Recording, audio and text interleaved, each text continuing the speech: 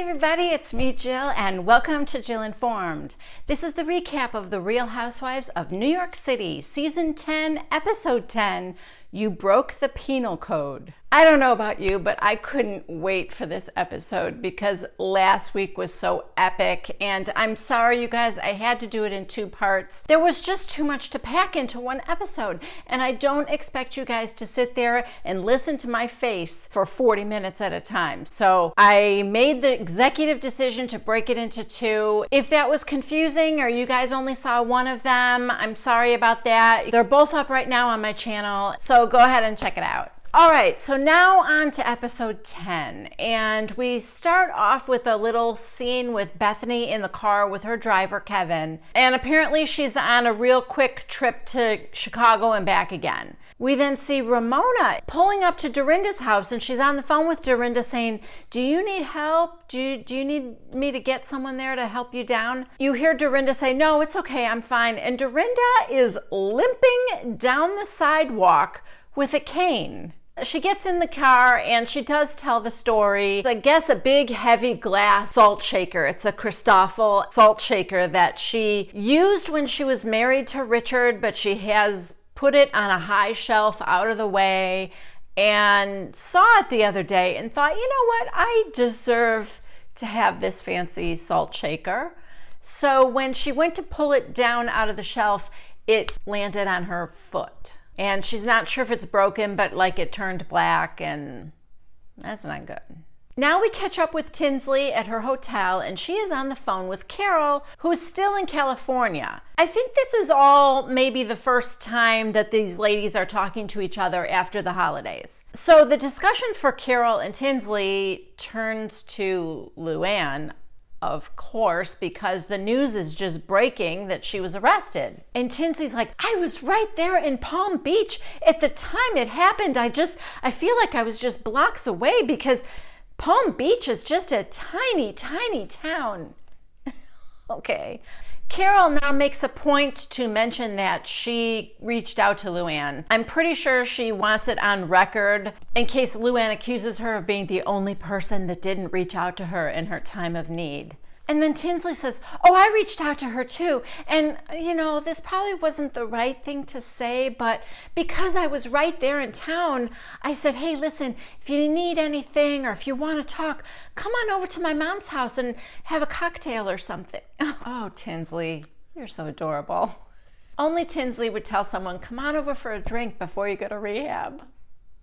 We cut back to Dorinda and Ramona, who are also talking about Luann now. Of course, I don't really blame anybody for discussing it. It's pretty much a hot topic. Luann, by the way, is now in rehab. She's in like a 21-day rehab program. So they haven't seen her since the arrest. And Ramona asked, have you talked to her? Dorinda said, you know, I mean, not really. I talked to her a little bit, but I don't know too much about what's going on. But they are also talking about her being in Palm Beach at the same time Tom was in Palm Beach.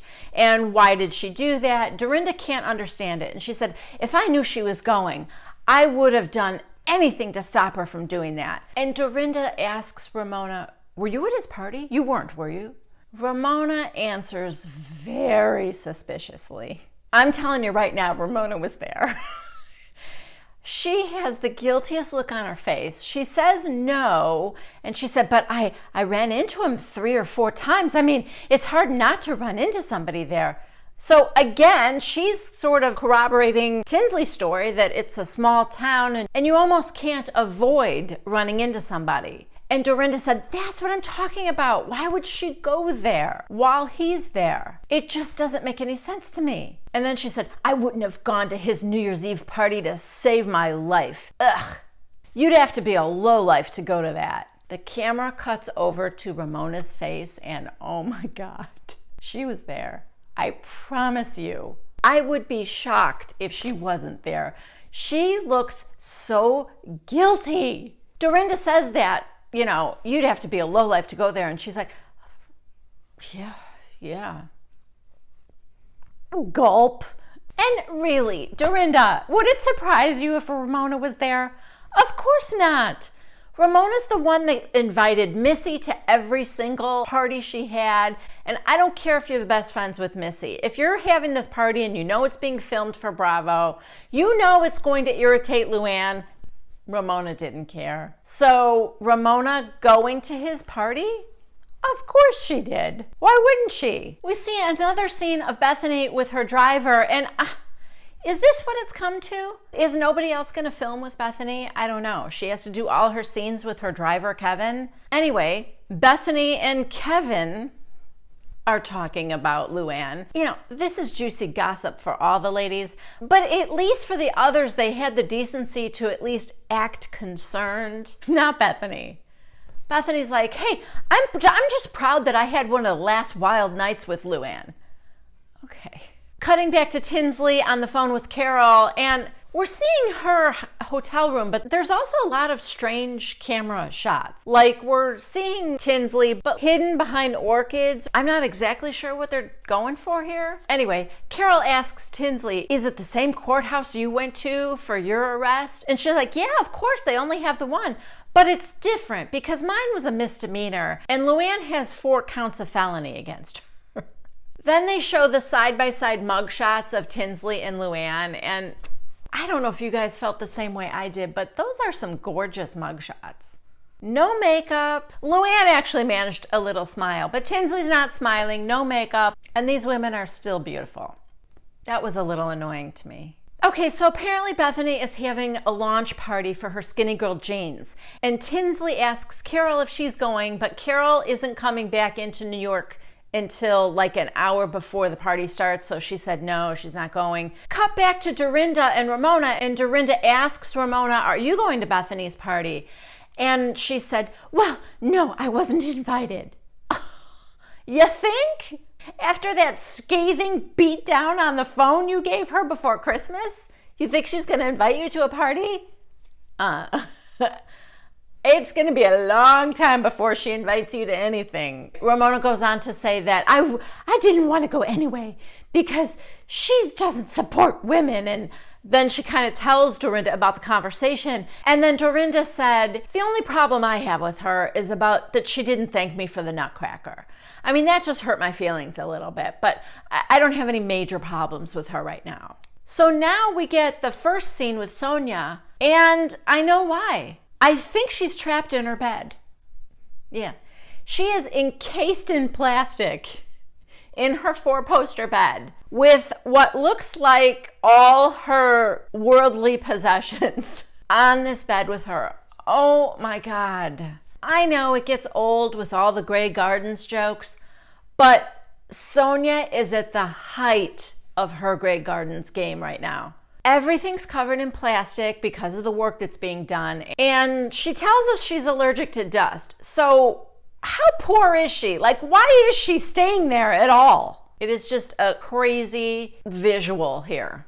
Next, Ramona is at the doctor's office meeting with her dermatologist, who she is teaming up with to create her skincare line. Ageless by Ramona. Ageless? What were you thinking? Oh, darn it, I'm sorry, Beverly Beach is taken? Where's the creativity? What she lacks in creativity, she has abundance of in self-esteem. She tells us in her confession cam, the reason she even created her anti-aging skincare line is because so many people come up to me and say, oh my gosh, you're reverse aging, almost like Benjamin Button. Then she talks a little bit about what's in the product, and then she finishes by saying, and the best part? Look at me, it works. She looks amazing, and there's no denying that. The problem is she's developing and creating this product, and then she's going to be touting it as the reason she looks the way she does. She's looked fantastic for her age for 10 seasons now, and I don't think it's because she concocted this stuff 10 years ago. So it's going to be deceptive because half of what's going on with Ramona is she's got good genes, and you can't put that in a bottle. But you can put them on your body. How's that for a nice segue? We are now at the Skinnygirl jeans party. Bethenny is in the car on the way to the party with her driver, Kevin, Oh my God, again? Kevin needs his own tagline next season because clearly he is the only housewife that Bethenny will do her scenes with now. And Kevin, here's the thing, Kevin couldn't care less. He barely wants to talk to her. He just wants to drive her and then get back to his family. I know it. Now she has to tell us, / Kevin, that she was sad over the holidays and felt lonely. And she reached out to Carole, who's been in California for several weeks, I guess. According to Bethenny, she texted her a picture of the two of them and then said, "I miss you and you seem cold." And the reply she got from Carole was, "Wow, that's a lot." So she tells Kevin that, they're going to meet the next day for lunch. So why are you getting all upset now? Go into your party. She's not going to be at the party. Then she does mention that Dorinda, she goes, "Yeah, and I guess Dorinda's mad at me about the nutcracker. I don't know what that's all about." So, so I'm a little nervous. I've got some things to deal with. Kevin's like, "Just get out of the car." No, he didn't, but that's what he was thinking. Then we see this new footage that Bravo did not show us before. It was when they were still in the Berkshires at Dorinda's house. Dorinda shows Bethenny on her phone that she had secured that nutcracker. And she goes, "Guess what's going to be delivered to your house in a few days?" And she shows it to her, and it's the nutcracker. And Bethenny's sitting on the steps with Carole. And again, this is unseen footage because we did see Carole sitting on the steps and Bethenny come up and say, "I love you, I'll see you after the holidays." And they hugged and said goodbye. And then everybody was just leaving to go home. This scene was kept from us until now. Bethenny sees the picture of the nutcracker, jumps up off the steps, screams, "Oh my God," hugs Dorinda. She's thanking her profusely. We hear her say, "Dorinda, I am so grateful. You don't even understand. This means everything." So now I'm thinking to myself, what more does Bethenny have to do? I don't know. But I also would like to say to you guys, this is a perfect example of how Bravo manipulates us into having feelings or taking sides and all that kind of thing. It's much more complicated. And even though the camera can't put words into your mouth, they can omit certain things or show us certain things to skew things one way or the other. And so my advice to everybody is to just enjoy this for what it is, immense entertainment from these over-the-top personalities. And I'm not saying we shouldn't get angry with what somebody says or does or the way they go about things. For sure, I'm all over that. But I also think this scene of seeing what really happened on the stairs in the Berkshires is a great example of how we're being spoon-fed exactly what Bravo wants us to see when they want us to see it. And that we should just keep that in mind. That's all I'm saying. Okay, now we are in the launch party for the Skinnygirl jeans. And this is taking place at a place called Magic Hour Club. And it looks really cool inside. There's all these models with the jeans on. And Bethenny says, "I love that this brand is all-inclusive. We've got plus sizes on the same rack as size 0. And it's a good fit for everybody." And that's great. It really is. I love that they have sizes for everybody, as they should. But I gotta tell you, I have a hard time believing that a size 14, size 16 girl is going to be comfortable and confident enough to wear a pair of jeans called Skinnygirl. I get that that's her brand. I do. I also don't think the answer is that you should only go up to a size 2. I just think that's going to be a very small market. The size 16 girl with the self-esteem of a Ramona or a Luann, because that's what it's going to take. As a big girl, it would be a tough sell for me. I think I would be too hung up on the name. I would be afraid that I was opening myself up for ridicule or something. So Tinsley arrives first, looking just adorable as always. She's got these shoes on. I need to find out who makes them. Not that I'm going to buy them because I don't spend $1,000 on shoes, but I just would love to know. They're gorgeous. These gorgeous black shoes with like little pink roses on them. They're so cute. Bravo's all about Tinsley's shoes tonight because earlier we got a close-up of her adorable little YSL sneakers. And now we're getting close-up of these. But they're worth it. Next, Sonya shows up. Let's just say that if Elmer Fudd and like a crazy cat lady had a baby, it would be Sonya. I don't even know what to say other than Sonya just dived into the deep end of the Grey Gardens pool. And I don't think she can find her way out. So just to keep the crazy going, she goes up to the bar and asks for an olive. Why? Because she has no food in her house and she's hungry and she's only eating vegetables. The bartender gets her an olive, which I swear, I think he only brought her one olive. Now Bethenny's up on the stage giving a speech, and as she does that, we see Dorinda hobbling in. After her speech, Bethenny confronts her basically and asks her, "Are you mad?" And Dorinda said, "Not really. I mean, a little bit, but I'm over it. I adore you. I want to get past this. It's silly. I had a brief moment where I was feeling a little sorry for myself because I guess I wanted you to mention my name or thank me publicly, but it's not that big of a deal. I'm over it." Okay, I guess that makes a little bit of sense. It wasn't that she wanted to be thanked again and again and again. It was just that she wanted to be thanked when everybody was in the room. And I don't even think she cared that much. I had this little moment where like I was having a pity party for myself, but I'm over it. So I kind of liked how Dorinda answered that, and it made some sense to me.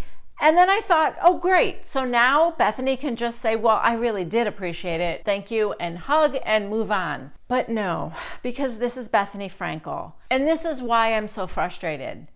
Just when I am starting to feel some empathy for Bethenny, then she goes and does something like this comment she's about to make. And then I think, okay, this is why you're alone, Bethenny. And this is why you struggle to have close friendships. Because then she says to Dorinda, well, the night before we went to Puerto Rico, that wasn't ideal for me either. That wasn't exactly how I wanted things to go down. But I told you privately later and we talked it out. Why did you have to bring that up tonight? You guys hashed that out. You are done. Once the person apologizes and you two hash it out and you're done with it, you shouldn't be allowed to now bring it up in another argument, which is what she's doing. She's using it as ammunition against Dorinda, and she didn't even have to. Dorinda said, I'm not really mad. I had a moment where I was feeling sorry for myself. Again, I say, what are you doing, Bethenny? She cannot get out of her own way. What kind of reaction do you think she got out of Dorinda? Obviously, that angered her. So she said, well, we're not talking about that right now. Bethenny goes, why did you talk behind my back? Bethenny's point was, I didn't tell all the other women what you did the day before Puerto Rico. I just talked to you about it.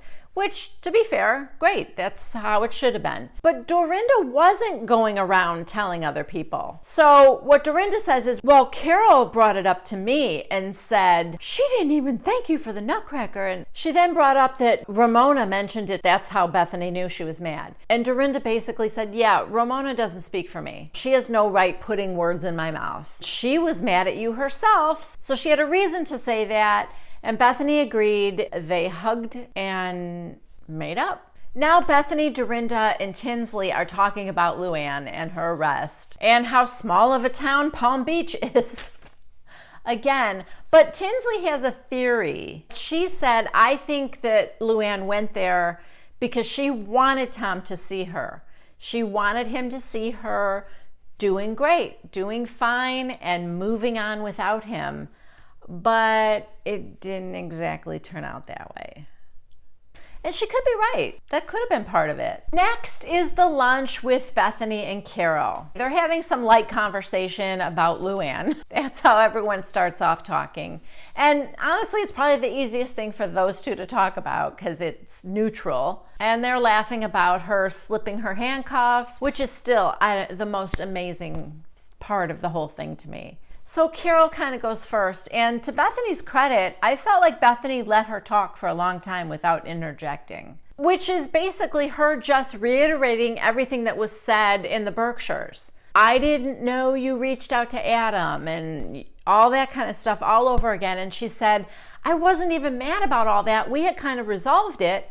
It was just that you seemed to think there was this shift in our relationship, and I didn't know there was a shift, and you seemed more aggressive.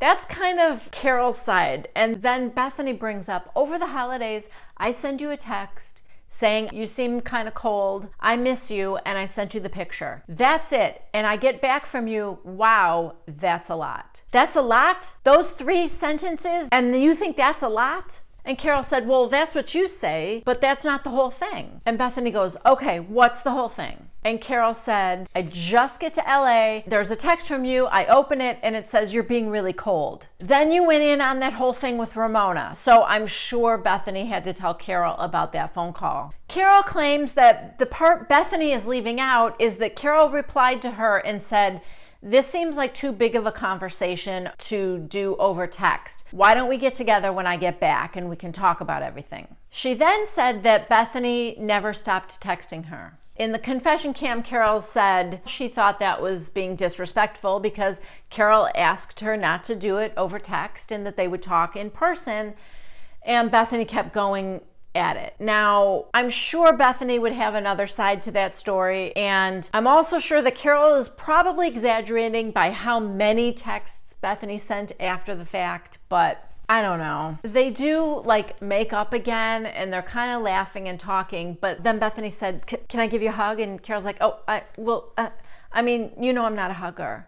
And Bethenny goes, okay. And Bethenny sits back down and she goes, I mean, you have hugged me before. And Carole said, that's true, come on. That was sort of cute, I thought. And then they hugged, and that's how that scene ends. What's sad to me is that, you know, I mean, every time you watch What Happens Live, when either of them are on, we know they're not friends, so it kind of feels creepy. Next, Sonya shows up at Tinsley's hotel because now it's her time to stay with her for a couple nights. And Tinsley again says to the confession cam that she's so happy to return the favor, and let's face it, Tinsley just wants to be done with feeling like she's indebted to Sonya, right? She said, okay, first of all, I just want to tell you what the rules are. And Sonya goes, oh, okay. And she goes, there are no rules. I'm like, okay. This was very passive aggressive. Tinsley then goes through what were rules in Sonya's house, but are not rules when you're staying with Tinsley. The elevator, you can use the elevator whenever you want. Apparently, Sonya said, don't use the elevator when I'm not here. In case you get stuck in it, I won't be here to let you out. I mean, that seems kind of reasonable, Tinsley. Then it was like, you know, if you want to have people over, you can have as many people over as you want. It's not your house, it's a hotel, Tinsley. I mean, and the other one was, you can have packages delivered. There's a doorman here 24/7. Again, you don't own this hotel, Tinsley. It's a little bit different, and I thought a little bit unfair. But then Tinsley presents this as though this is the best part of all. You're not even staying here with me. I rented you the penthouse. Okay, let me just say this. I don't think that's what Sonya wanted. Sonya even said, you know, oh, I thought we would like get in our pajamas and eat popcorn and watch movies together like girlfriends.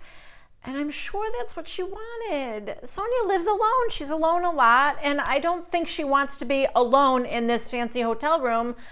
I think she wanted to hang out with you.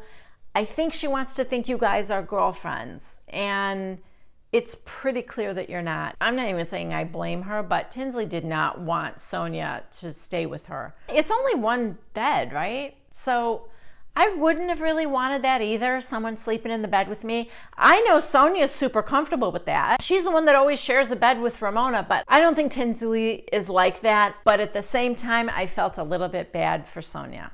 But not that bad, because once we get up to the penthouse, there's a gift on the bed that Tinsley has given Sonya. And it's a Louis Vuitton bag filled with goodies like fancy slippers and a robe, and oh my gosh. I would like Tinsley for a girlfriend. Let me just say that, because that girl knows how to give a gift. Next, it is our final scene of this episode. Dorinda is in Central Park, hobbling along. Now she's got like a cast on her foot. I don't know, she might have really broken it. And she gets a call from Luann, who is still in rehab. And we also then get to see the confession cam with Luann. And, you know, I'm not buying Luann's story so much. She claims that she just went to Palm Beach to hang out with a girlfriend and they were gonna lay low and she didn't think she would see Tom or anything like that. Then she says, next thing I know, I'm going to the restaurant where Tom and I had lunch.